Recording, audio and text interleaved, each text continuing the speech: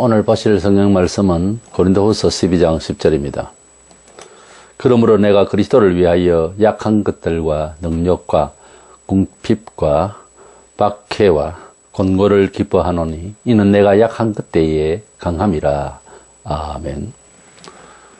사도 바울은 워낙에 영적인 은혜를 많이 받아서 혹시 교만해질까봐 하나님께서 아픈 것을 주셨습니다. 3번이나 기도했지만 이것은 자신의 연약함을 통해서 연약한 사람들을 이해하고 본인도 겸손하게 되도록 그렇게 하나님께서 일부러 아프게 하셨다는 결론을 내렸습니다.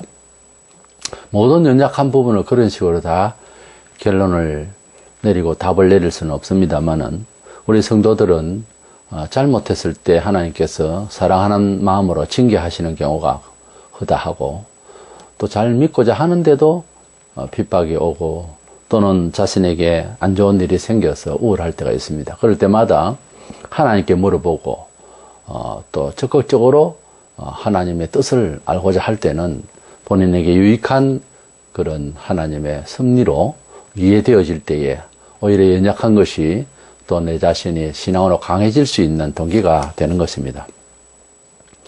어쨌든 우리가 하나님을 믿고 죄를 회개하고 살아가는 하나님의 백성으로서 우리가 하나님을 만났지만 육신이 아직 부활을 입기 전에는 우리가 아무리 회개 생활을 하고 회개해도 우리는 우리 자신이 육신의 몸을 갖고 있는 이상 죄를 지을 수 있는 가능성이 많습니다.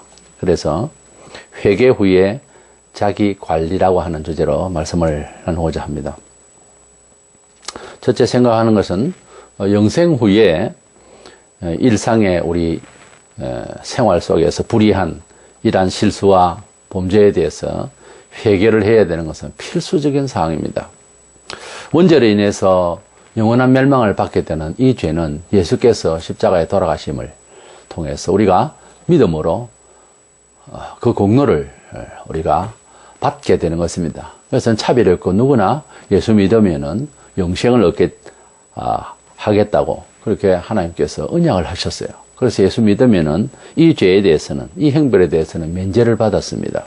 그러나 영생을 소유했지만은 부활을 입기 전인 이 세상살이 중에는 우리가 얼마든지 죄를 지을 수 있다는 것을 알아야 합니다. 로마서 7장 15절 이하에 보면은 사도 바울이 분명히 소명을 받고 예수님을 직접 배워도 그 경험 때문에 죄를 안 짓느냐? 그렇지 않습니다. 원치 않는 죄가 자꾸 생긴다는 거예요. 그래서 그가 고백한 것이 바로 우리들의 성경을 가진 같은 사람으로서 같은 고백이 되어야 할 것입니다.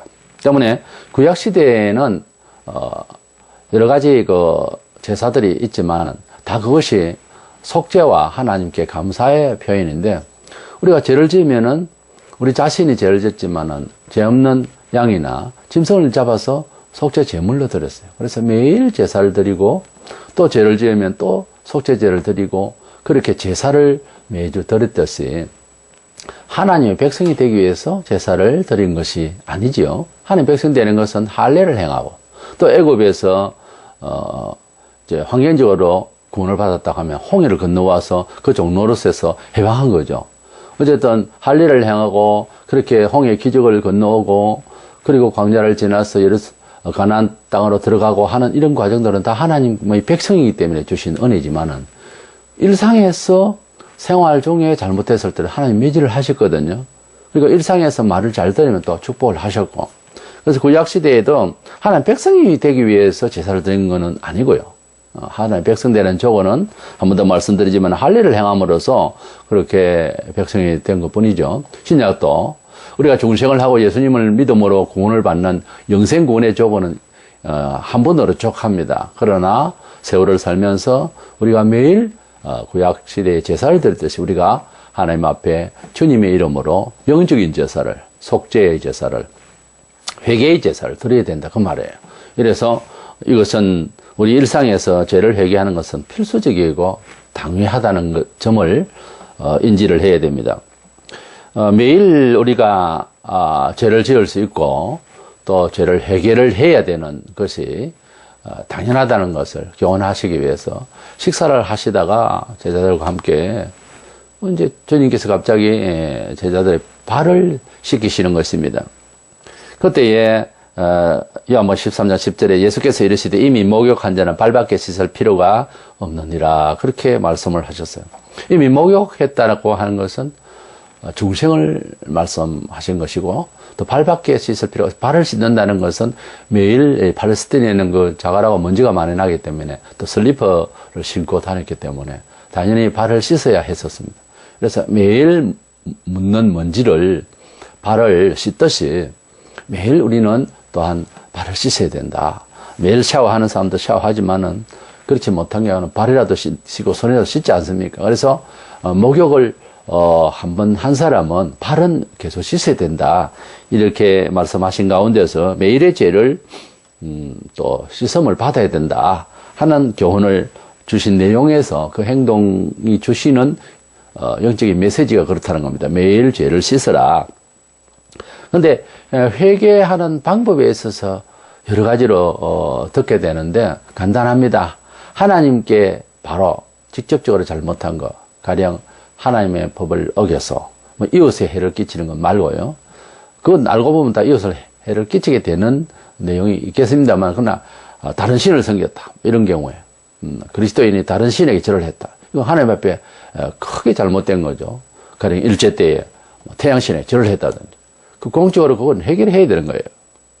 그래서 저희 공동체가 해결을 하고 개인적으로 해결을 하고 이건 철저히 해결을 해야 되거든요. 하나님 앞에서 뭐 아버지가 아니라 다른 사람을 아버지라 한 거와 마찬가지지 않습니까? 이런 일이 있을 수가 없는 일이죠. 그런데 그런 일이 일어났다는 거죠. 지금도 그렇게 일어날 수가 있는 거예요. 우리 사람에게는. 이렇게 하나님 앞에 잘못된 것은 하나님께 직접적으로 죄를 구하고 회개를 하고 용서를 받아야 되고요. 사람에게 위해를 가했거나 잘못했으면 사람에게 책임을 져야 됩니다. 물건에 손상을 했으면 꼭 같은 걸 사드리고 마음이 풀리도록 또 더 돕고 하든지. 그래서 사람에게 잘못된 것은 부당하게 한 것은 그것을 갚아야 되는 거예요. 가령 삭개오 같은 경우에 세리장으로서 세금 징수할 때 너무 많이 과다하게 징수를 했거나 착취를 한 거죠. 그런 경우가 많았을 거다 아닙니까? 당시에 그랬다고 해요. 그렇기 때문에 그때 당시에 세리에 대해서는 창녀와 같이 묶어서 죄인이라고 할 정도로 그렇게 면허증까지 강도라고 하는 이런 말까지 있었다고 하잖아요. 그러니까 삭개오는 주님 앞에 회개하면서 남의 것을 이렇게 이제 세금 징수를 과다히 해가지고서 이렇게 많이 받았으면은 4배나 갚겠다고. 남의 것을 그렇게 많이 받아 먹었으니까 그 위로 할 겸 4배를 갚겠다. 이렇게 갚는 신앙, 갚아야 되는 것도 있다는 거죠. 가령 우스개로 은행을 털었는데 내가 잘못했다, 교인인데 갚아야 되겠다. 그래가지고 그냥 100만 원을 털어서 100만 원만 주면 됩니까? 그에 대한 책벌이 있는 겁니다. 벌이 있는 거예요. 그러니까 상대방이 나 때문에 손해를 받고 힘들었고 이런 경우가 있으면은 그것만 갚는 것이 아니고 그분의 마음을 다 사기까지 2배, 3배를 드리겠다고 할 때 그쪽에도 용서해주고 괜찮다, 본전만 받겠다, 먼 것만 받겠다 이렇게 할지 모르지만 돈 관계 같으면요 이자도 그동안에 일어났을 거고요 여러 상황이 벌어질 수가 있거든요.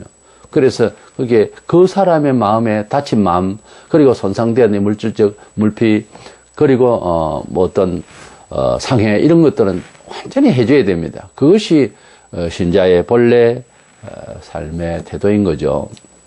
당연한 거고요.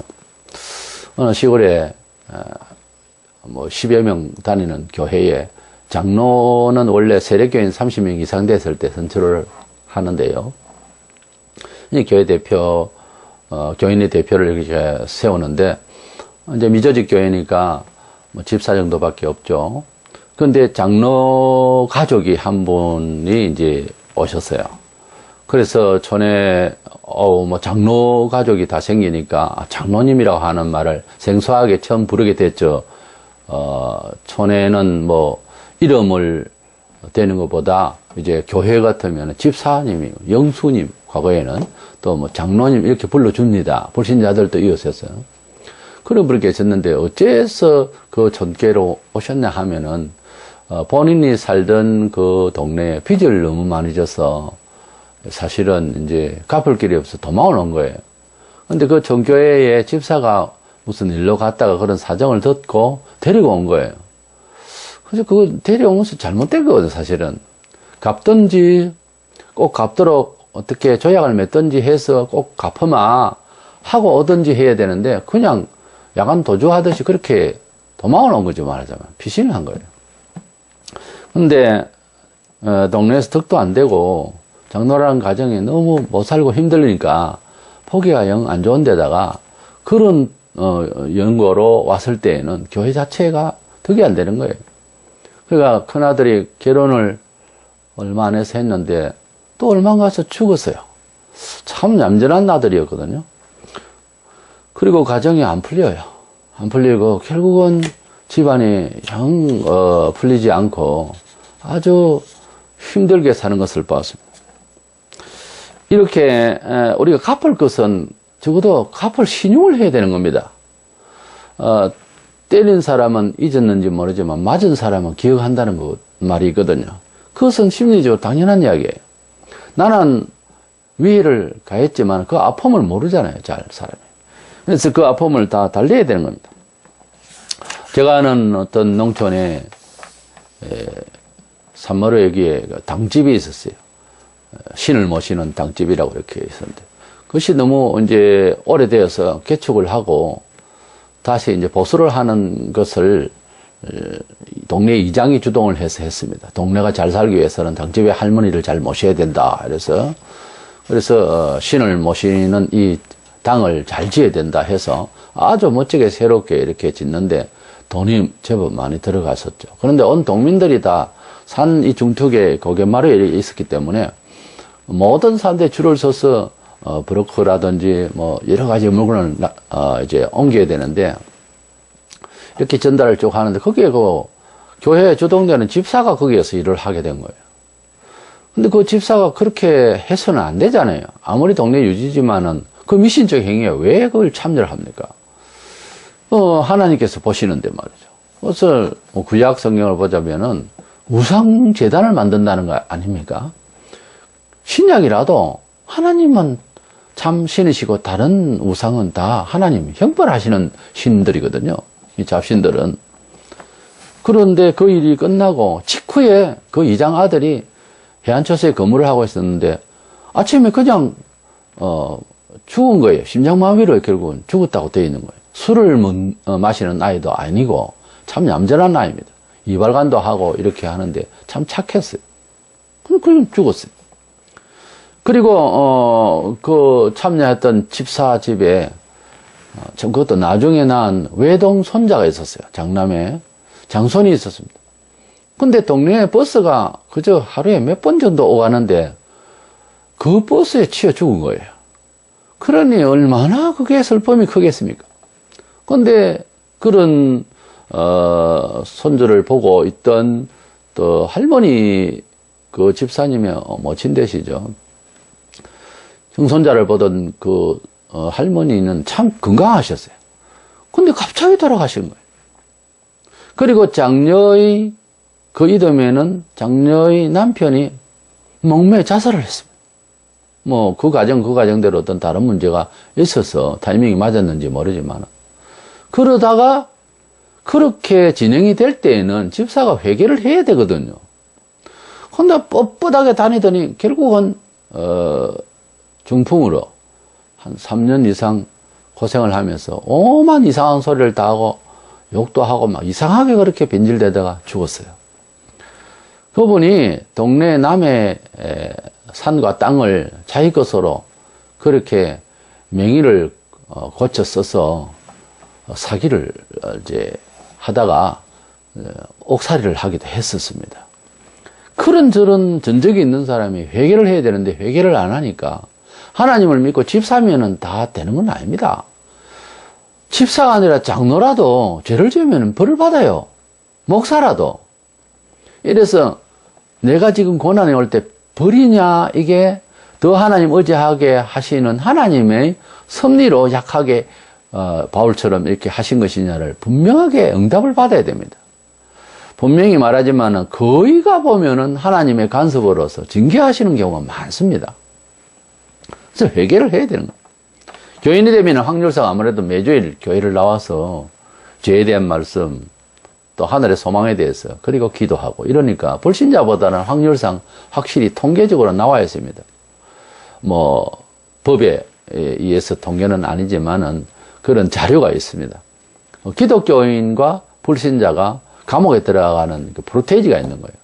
그러니까 큰 죄를 넣고 불신자로서의 그 죄수가 된 경우는 한 85% 정도, 미국의 통계입니다만, 기독교인으로서도 15% 정도, 살인자 중에서 그것도 그렇게 들어왔다는 겁니다. 그러나 확률상 그렇게 역시 영향력이 있다는 거죠. 우리가 교육의 효과도 그렇게 보잖아요. 집안을 보는 건 뭡니까? 교육 때문에 그런 거예요. 그 기질 때문에. 아버지가 뭐한 사람이냐, 어느 동네냐, 집안에 왜 그걸 따집니까? 그것은 기질이 생기거든요. 그와 같이 기독교인들이 생활하는 것은 불신자와 달리 죄를 멀리하게 되는 것에 대한 교훈이 매일 있어야 되고요. 요즘 교회는 아예 그걸 빠뜨리는데 그것이 있어야 의식이 있죠. 국사를 안 가르치니까 애국심이 없잖아요. 그렇지 않습니까? 배우고 익히고 그리고 몸에 채우고 그러는 겁니다. 그래서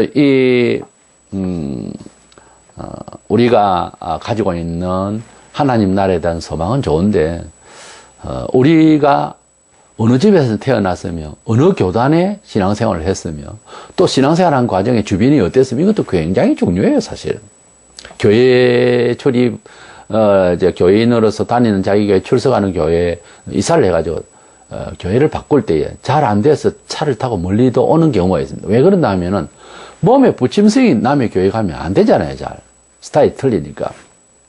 그래서 최소한 같은 교파에 가야 성격이 비슷할 텐데 지금은 또 그렇지도 않으니까 상당히 성도들이 자기 체질을 유지하는데 발전시키는데 문제가 사실 있는 겁니다.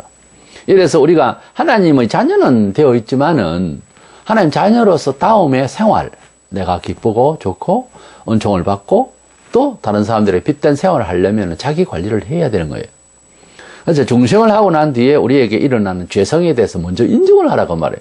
죄를 안 지을 것이다. 예수님을 믿으면 다 됐다. 절대 그렇지 않습니다. 벌도 받습니다.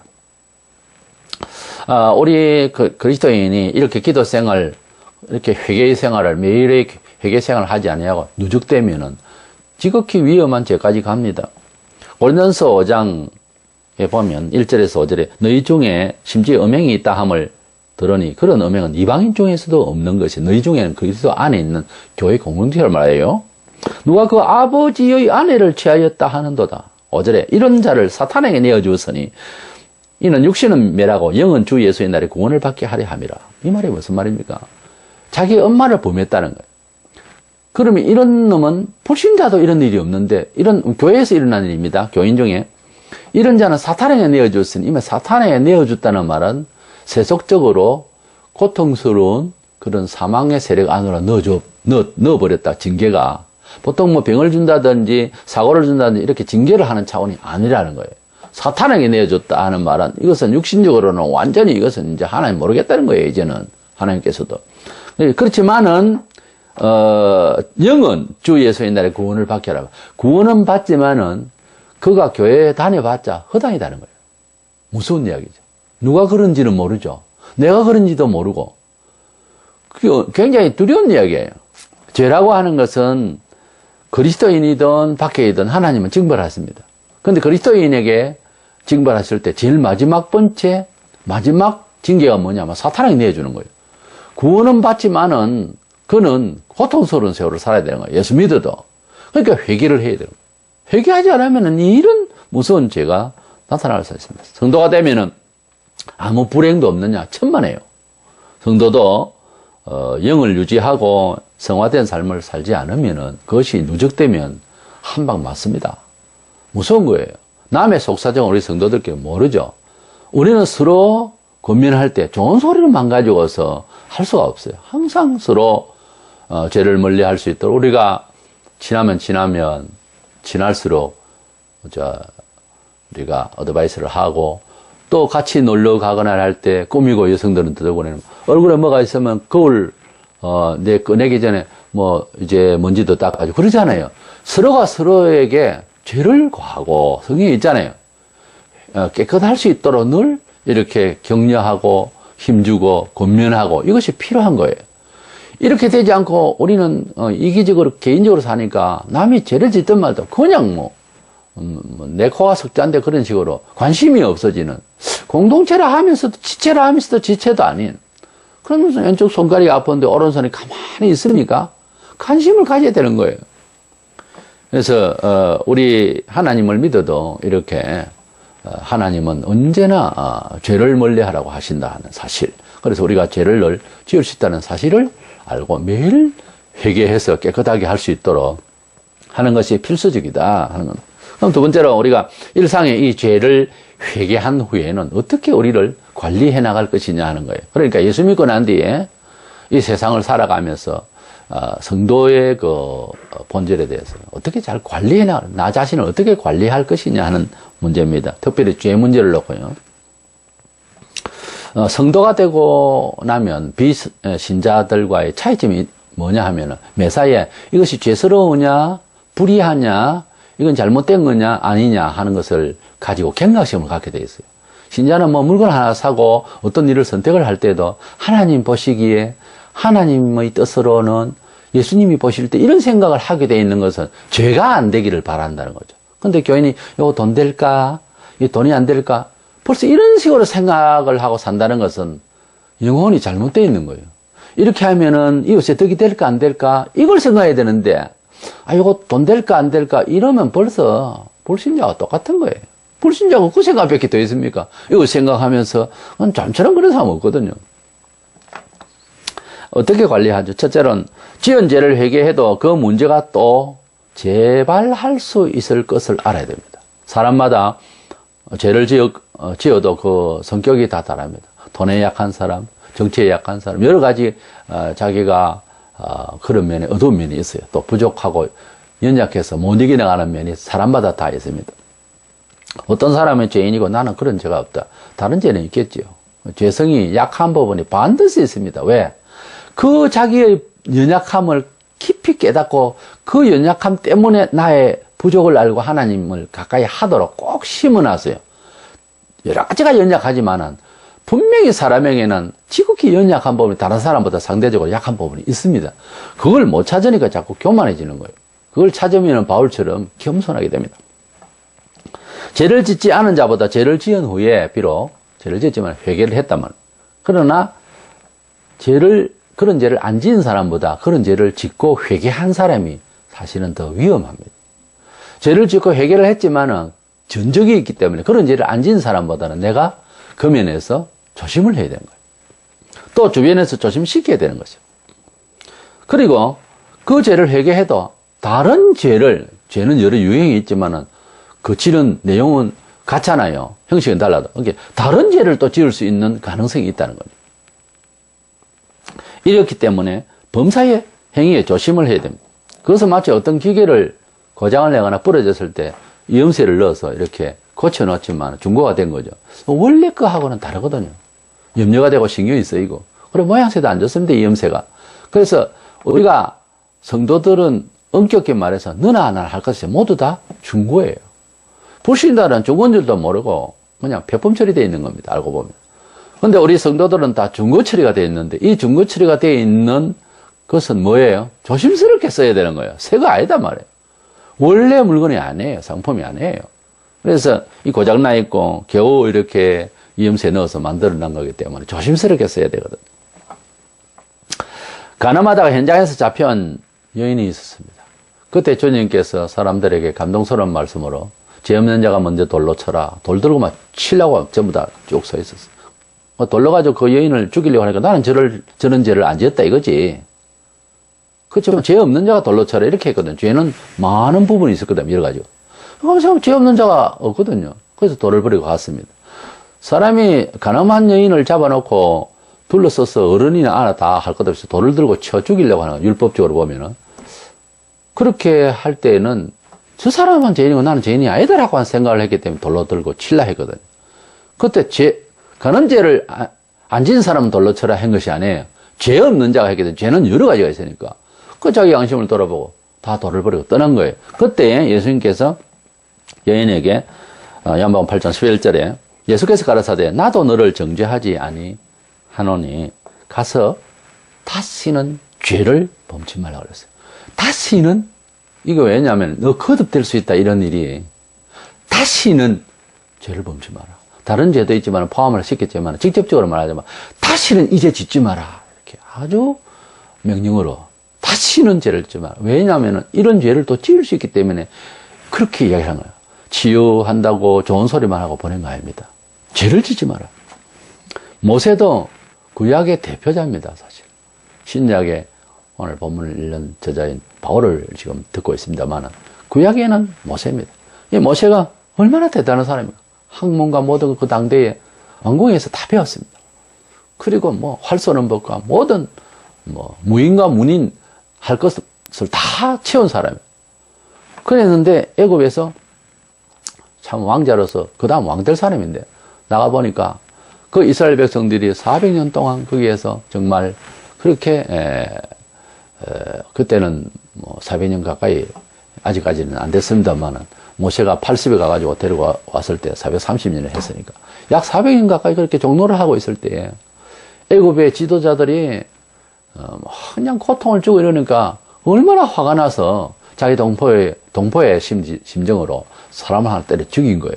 그것이 이제 달로가 나서 도망을 가서 미디안 땅에 가서 결국 이제 결혼도 하고 40년 동안 정말 광야에서 자기의 실수와 고통과 마음대로 안 되는 이 모든 것들을 얼마나 삭히면서 80이 됐을 때 하나님께서 부르심을 받아서 그래서 이스라엘을 구원하게 되는 리더로서의 역할을 40년을 하고 120에 하나님께로 갔습니다만은 이 모세가 이렇게 욱하는 성질에 방법을 좀 자세히 생각을 해야 돼. 그 자리에서 그냥 사람을 죽인다고 뭐 애국 천지를 다 죽일 수도 있는 것도 아니겠고 그래서 욱하는 성질 때문에 실수를 한 거예요, 사실은. 그리고 이스라엘 백성을 끌고 나가면서 이제 시내산에서 광야에 있을 때 하나님께서 부르셔서 올라가서 십계명을 받게 됐어요. 처음에 하나님께서 만드시고 하나님께서 쓰신 글입니다. 이 십계명 돌판을 받기까지는 40일간을 그렇게 하나님 앞에서 간절한 마음으로 금식하면서 이렇게 받았어요. 그걸 갖고 내려오니까 백성들이 그걸 못 참아줘가지고 아주 막 우상을 생기고 엉망진창입니다. 얼마나 화가 나는지 분노가 나서 그 하나님께서 주신 이거 이스라엘 백성 삶의 기초를 주셨는데 이걸 막 집어 던지가 깨버렸어요. 그래 화가 난 것은 맞거든요.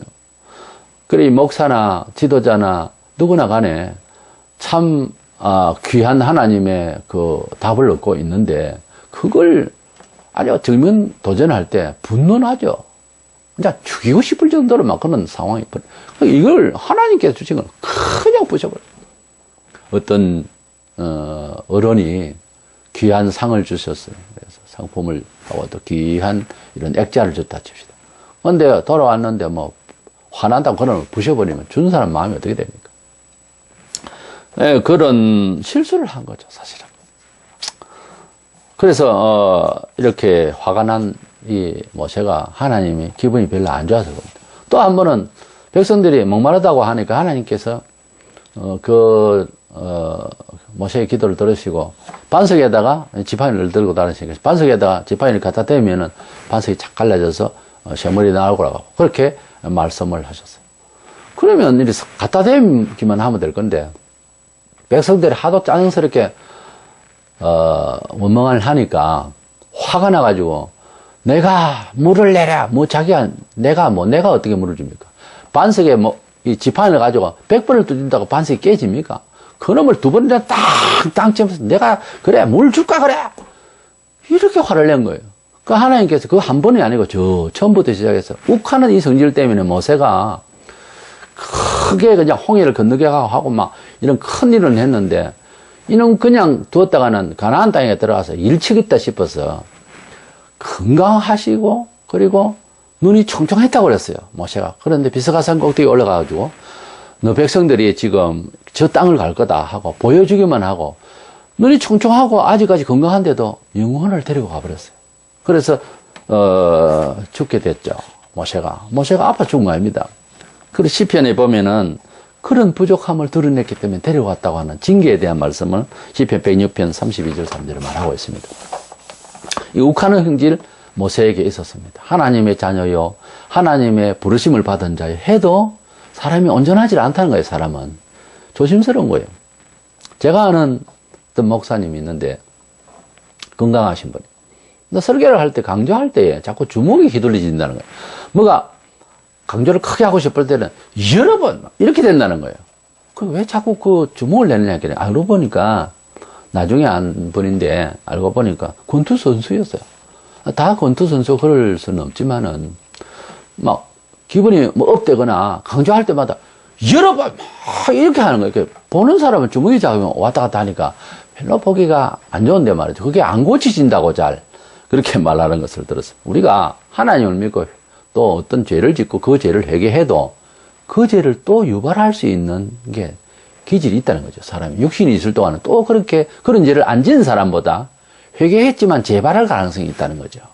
다음과 같이 1982년도에 고위 관직들 집만 털었던 강큰 도둑이 있었죠.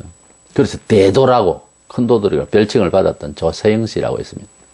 조세영 씨가 15년 감방 생활을 하고 30대 후반에서부터 시작했어.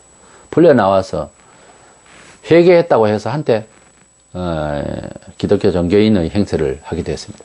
근데 또 다시 또 일본까지 가서 또 도둑질도 하고 또 잡히고 또 이번에 또 잡히고 그래가 78세인데 또 감옥에 들어갔습니다. 목사가 되면은 사람이 달라질까? 천만에요. 장로가 되면 더 거룩해지고 좋아질까? 아닙니다. 집사가 안수집사 받으면 더 좋아질까? 권사가 되면 썩 좋은 신앙생활 되어질까? 아니에요. 직분은 이 차선입니다. 그게 아닙니다. 직분을 갖는다고 해서 하나님께서 뭐 은혜를 주실 것이다. 뭐 권사 취임이나 장로 임직을 할 때 그 목사가 뭐 성경을 대놓고 그런 소리를 하지만 그것도 적합한 사람에게 맞는 이야기지. 직분 자체가 복을 준다면 돈을 주고도 살려고 하지 않겠어요? 그것은 아니거든요. 직분이 그렇게 만드는 거 아닙니다. 그래서 교회는 믿음을 가지고 있고 믿음의 전적이 좋고 하더라도 그럼에도 불구하고 중직을 맡을 사람은 착한 사람이어야 한다는 것이 성경적으로 보편적인 교훈입니다. 예수님을 돌로 치려고 하던 그 반박자들이 무슨 말을 했습니까? 요한복음 10장 33절에 유대인들이 대답하되 선한 일로 말미암아 우리가 너를 돌로 치려는 것이 아니라 그랬어요. 사도행전 10장 38절에도 예수님은 선행을 한 사람으로 말하고 있습니다. 예수님이 비록 내가 하나님의 아들이다. 하나님 아들이니까 아들을 하죠. 그런데 유대인들에게는 도저히 거부 반응이 일어날 수밖에 없는 상황이 됐습니다만 그 문제는 예수님이 말을 잘못한 것이 아니고요. 듣는 사람의 귀가 지금 악해져 있기 때문에 못 알아듣어서 그런 거예요. 그러니까 예수님이 잘못한 거 아니고 말솜씨가 없는 것도 아니고 타이밍이 안 맞아서 말하는 것도 아닙니다. 하나님 아들을 하지 어떻게 해요?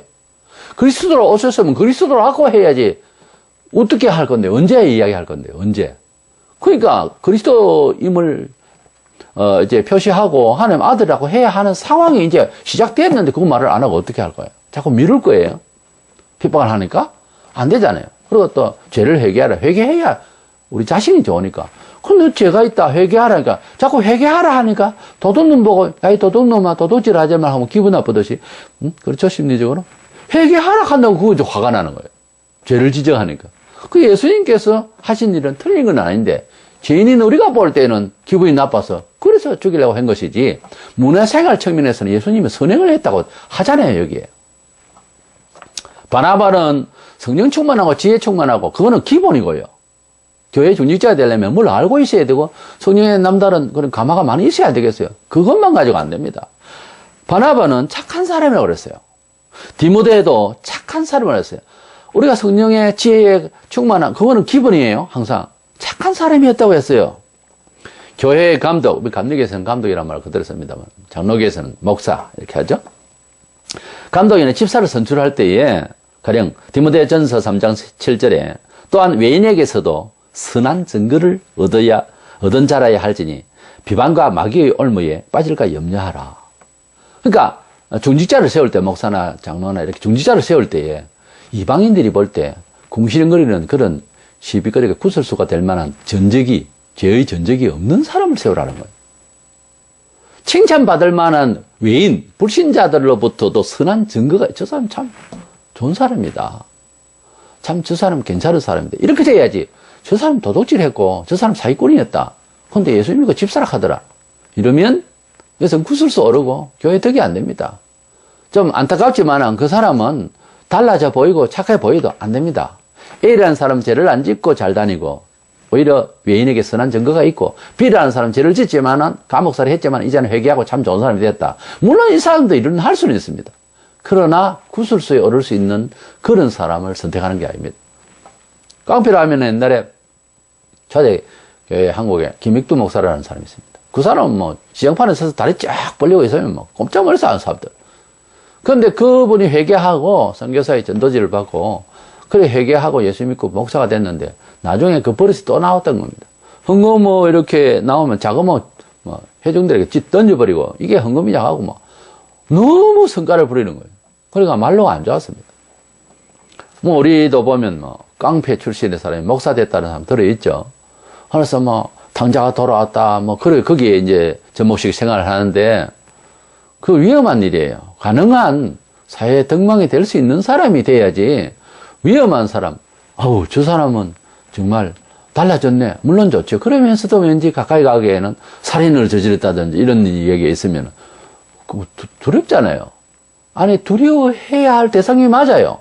왜냐하면 기질이 있거든요, 사람. 한 번 경험이라는 게 무서운 거예요. 회개를 했지만 하나님부터 용서받은 것이지, 이 체험이 된 것을 어떻게 다 있습니까? 굉장히 위험한 거죠. 그래서 초대교회 7 집사를 선택을 할 때, 안수 집사 지금 말하자면은, 사도행 6장 3절에 성령과 지혜가 충만하여, 이건 기본입니다.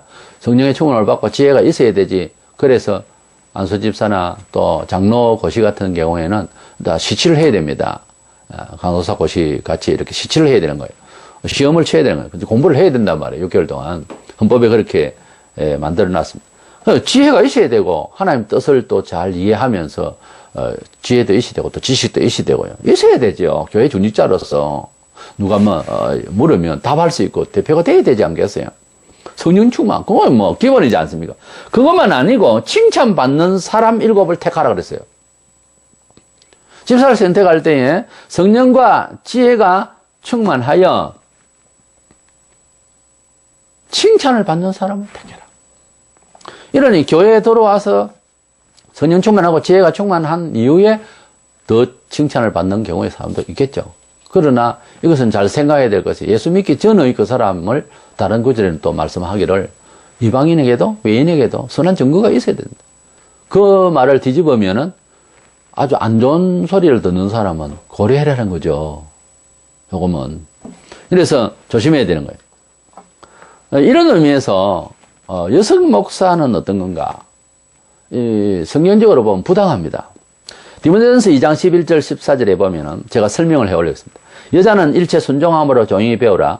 여자가 가르치는 것과 남자를 주관하는 것을 허락하지 아니하노니 오직 조용할지라 지니라. 이는 아담이 먼저 지음을 받고 하와가 그 후에 아담이 속은 것이 아니고 여자가 속아 죄에 빠졌음이라 그랬어요. 자, 어떤 특정한 교회의 여자가 너무 날뛰고 소리를 지르니까 여자 좀 잠잠하래. 이런 것 같으면 이런 식의 표현을 할 이유가 없죠. 남자가 먼저 지음을 받았고 여자가 뒤에 지음을 받았고 물론 쌍둥이를 낳아도 먼저 낳은 놈이 몇 번간 사이에 형이 됩니다. 그리고 부모가 형에게 할 말이 있고 동생에게 할 말이 있어. 같은 날 같은 시에 나왔는데도 그러니까요. 하루 햇빛이 무섭다는 말도 있고요. 아담이 먼저 지었다. 세상을 먼저 받아 경험이 먼저 된 거잖아요. 그 다음에 여자가 만들어졌다. 창조 원리가 그래서 먼저 경험자는 아담이다 이 말이에요. 그 다음에 그 말은 이해를 하겠는데 같은 죄를 지었어요. 또는 우리가 예수 안에서 같이 남자나 여자나 다 영생을 받았어요. 그럼에도 불구하고 바로 뭐라 했습니까? 죄를 먼저 짓게 한 사람이 여자라는 거예요. 그 이야기를 어떤 특정 교회에 어떤 여자가 잘못했다고 이런 이야기를 할 이유는 없잖아요. 모든 교회가 들으라는 거예요. 여자가 먼저 죄를 지었기 때문에 나중에는 여자에 대해서 성경은 뭐라 합니까? 더 연약한 그릇이라. 처음에 만들 때 더 연약한 그릇으로 만드신 거 아닙니다. 더 연약한 그릇이 되었다는 거예요. 뭐 때문에 하나님께서 남자는 강한 그릇으로 만들고 또 여자는 뭐 연약한 그릇으로 만들어. 성경 근거가 어디 있습니까? 창세기에. 그런 근거가 없어요. 그렇기 때문에 여자가 연약하니 남편은 여자를 많이 감싸주고 살아야. 이때는 또 난 연약해요. 이러고 이런 문제에 대해서는 나도 할 수 있다 그러고 교회에서 목사할 때는 또 그런 말을 쏙 빼고 그러면 안 되죠. 그래서 여자가 더 연약해진 그릇이라는 것은 원죄에서 읽혀지지 않으면은 찾을 데가 없어요. 여자를 왜 약하게 만들었단 말이에요? 아닙니다. 똑같은 인격이라며 목사할 때는 또 그러니까 같은 인격이고 같은 은혜 받고 같은 성령 충만 받고 같은 설교하고 신학 공부하고 해도 이런 말을 할 때는 생각을 달리 하세요. 꼭 여자가 안 해도 목사할 남자 많습니다. 왜 성경에 이렇게 하지 말아 하는데 억지로 그렇게 해야 하겠어요? 뭐 설교 잘하고 은사 있고 능력 있고 할 수 있으니까 할 수 있는 기능이 있으면 아무나 하는 게 아니에요. 교회 일은.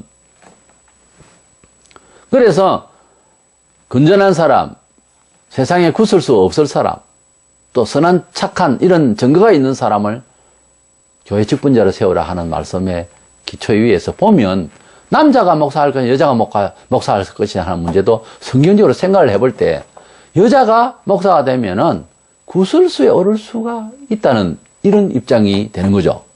과거에 전적이 여자가 먼저 죄를 짓다. 지금 성경이 그렇게 말하고 있잖아요. 그런 의미에서 전적에 죄가 있는 사람을 집사로 세우는 것보다 목사로 세우는 것보다 없는 사람을 세우는 것이 좋다는 입장을 고수하고 있잖아요. 성경에. 그런 의미에서 볼 때는 여자보다는 남자가 선택되어지기를 원하시는 거예요. 물론 구약에 잠시 예언하는 사람도 있고 하지만은 죄 문제에 속죄를 드리고 제사를 드리고 제사장에는 여자가 아예 없습니다. 그래서 그런 거를 생각하면은 무조건 가르치는 거 이런 쪽으로만 생각하면은 선지자도 있었죠.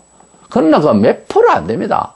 어쩌다가 필요한 더불어 선지자부터 시작해서 있어야 아내도 활동을 할 수 있고 하는 건데 그러나 신약에 빌립 지사의 딸이 너희나 예언한다고 하고 있어요. 그런데 동안에 교회 리더로서 일했다는 건 아니잖아요. 그러니까 반성을 좀 해야 됩니다. 여자는 목사하는 게 아니에요, 성경적으로. 그 다음에 우리가 하나님이 일을 하는 입장에서 남자냐 여자냐도 있고 어떤 행동으로 살아왔느냐는 것도 있고요. 우리는 그런 생각을 안 하고 예수 믿으면 할렐루야 모두 다 그렇게 생각하면 안 돼요. 사람 사는 사이에는 인품도 교양도 기질도 모든 것이 다 필요한 거예요. 골고루 보편적인 이런 사회를 살아야 되지. 특별하게 나는 감옥에 몇 번을 갔다 왔고 목사가 됐습니다. 겁나요, 그런 사람들은. 혼자 조용히 믿어 있어야지. 겸손하게 교회에서 일을 해야지. 너무 그렇게 떠벌릴 거 뭐 있습니까? 좋은 일도 그래서 하나님 앞에 물어보고 해야 됩니다. 지금은 우리가 하나님의 뜻을 찾을 때는 성경적이냐 하는 것을 고려해야 되는 거죠. 그것이 매일 계시를 받아 하는 건 아니겠고요.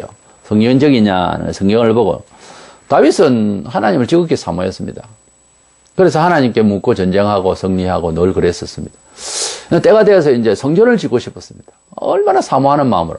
근데 하나님께서 하지 말아라. 왜요? 넌 전쟁을 많이 했다. 전쟁할 때 하나님께서 가르쳐서 가고 했는데 왜 그렇게 말씀하십니까? 라고 할 수 있는 부분이거든요.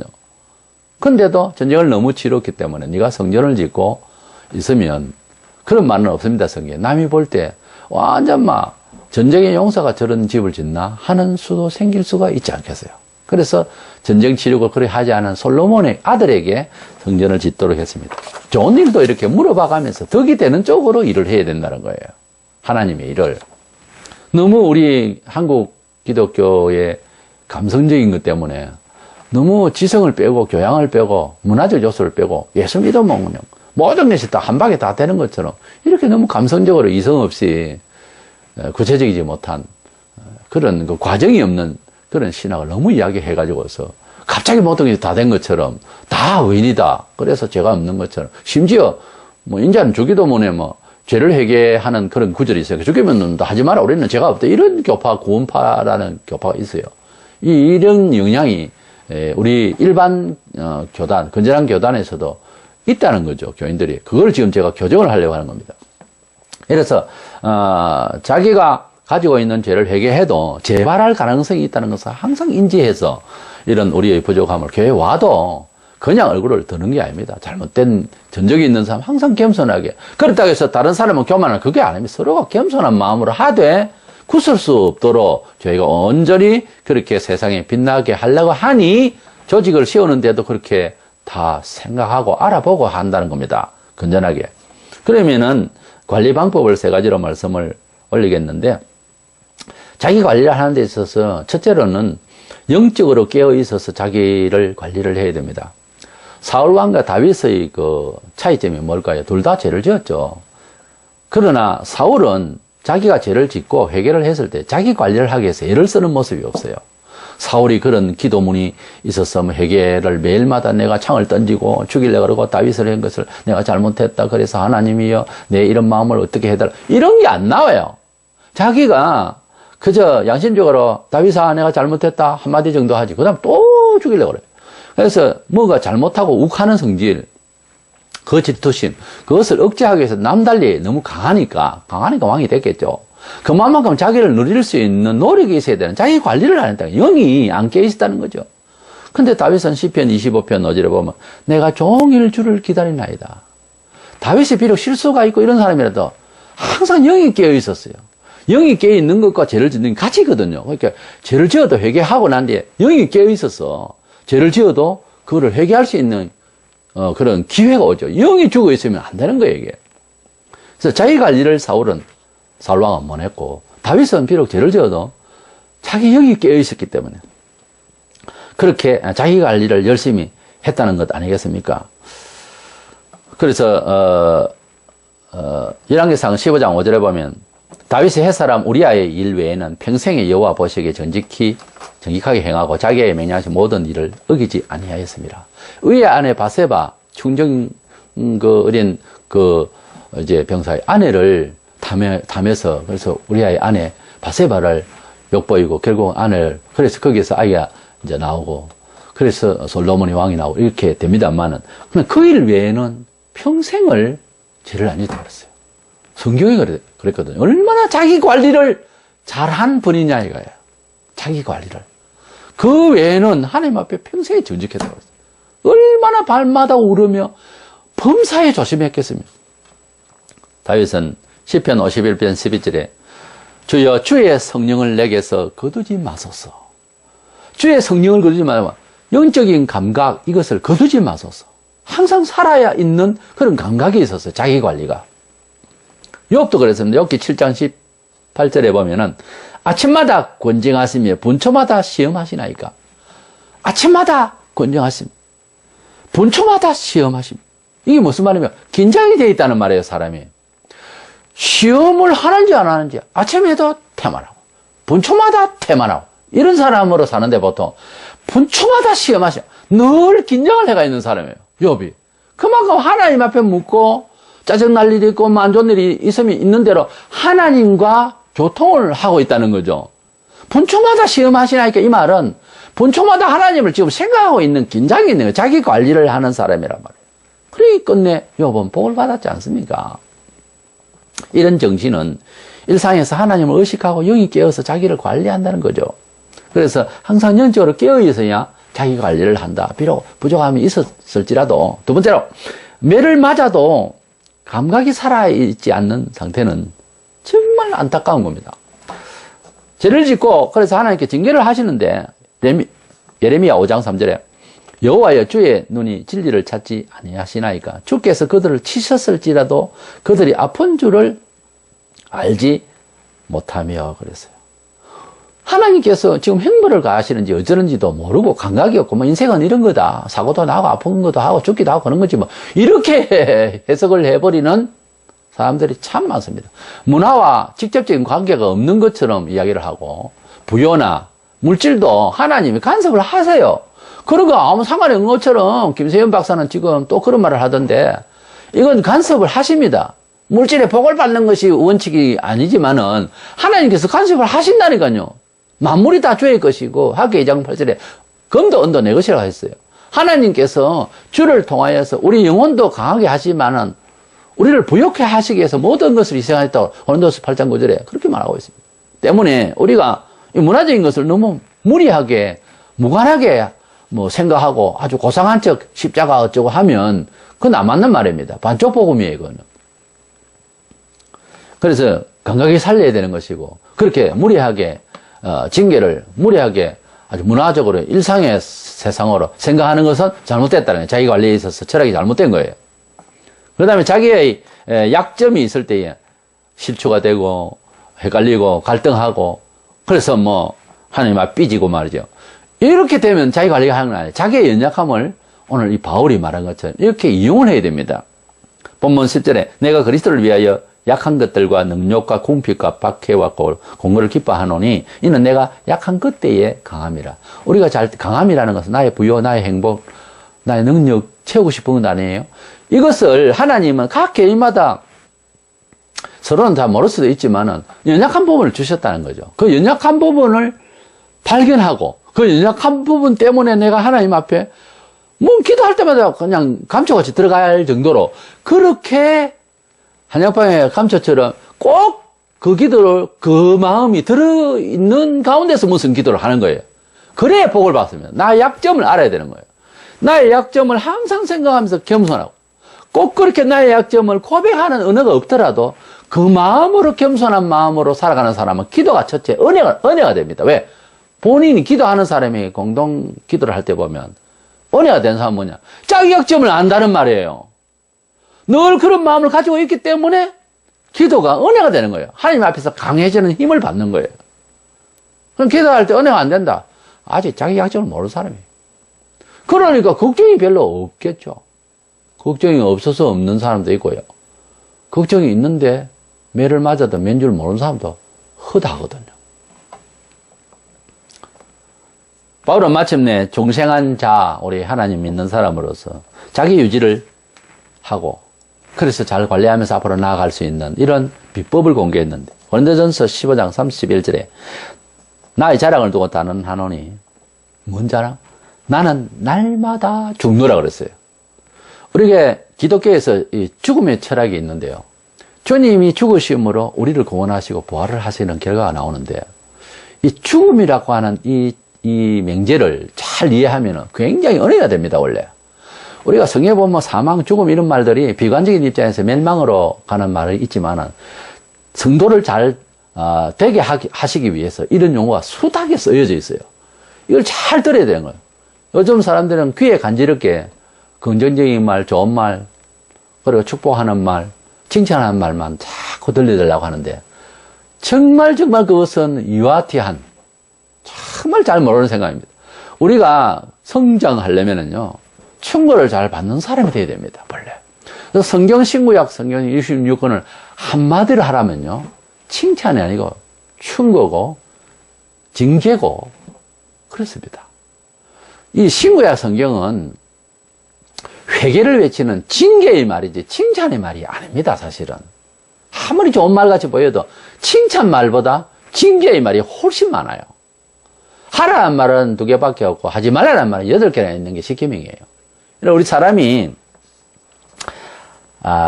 가지고 있는 우리의 능력이라고 하는 것이 참 지극히 한정되어 있고 거기다가 그 원만하게 되지 못하는 자기들의 약점이라는 게 다 있습니다.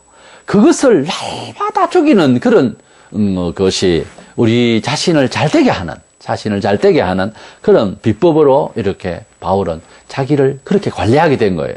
사도가 그렇게 관리했으면 닮아야죠. 자기를 날마다 죽인다. 우리가 살아가는 이 세대는 정말 도덕적으로 너무 타락의 시대에 우리가 살고 있습니다. 그렇다고 자연인이라고 산에 가가지고 가만히 있으면 그건 또 안 되는 이야기예요. 이 시대를 살아야 되는데 성도다움의 삶을 유지하기 위해서 살려고 의식을 하고 하면 굉장히 어렵습니다. 아무렇게나 사니까 괜찮지. 성도다움의 삶을 살려면 엄청나게 어려운 세상입니다. 죄와 싸우고 긴장을 놓치지 않아야 합니다. 어느 정도 우리가 이 시대를 관망하면서 자기 관리를 해야 될까요? 2000년 전에 이런 말을 했습니다. 히브리 12장 4절에 너희가 죄와 싸우되 아직 피 흘리기까지는 대항치 아니하고 그래서 우리 주님이 십자가에 돌아가셨는데 자기 경건을 위해서 싸웠다고 하는 이미지로 보면은 죽기까지 자기와 싸웠다는 거 아닙니까? 우리 죄를 위해서 돌아가셨는데 가만히 내용을 보면 한 인간의 죽음으로서 보면은 하나님의 뜻대로 살고 내 욕구대로 살지 않기 위해서 죽음을 피하지 않을 정도로 끝까지 갔다는 거 아닙니까? 그런 이미지로 봐야 됩니다. 내용 자체를. 그러니까 우리가 뭐 회개한다 그러고 금요일 철학 기도도 자기들 돌아보고 일상에도 회개하고 기도하고 한다 하지만 피 흘리기까지 죄와 싸운다는 이 말을 귀담아 들어서 바울이 나는 날마다 죽노라 그랬어요. 날마다 막 묵상한다. 그런 정도가 아니에요. 죽는다.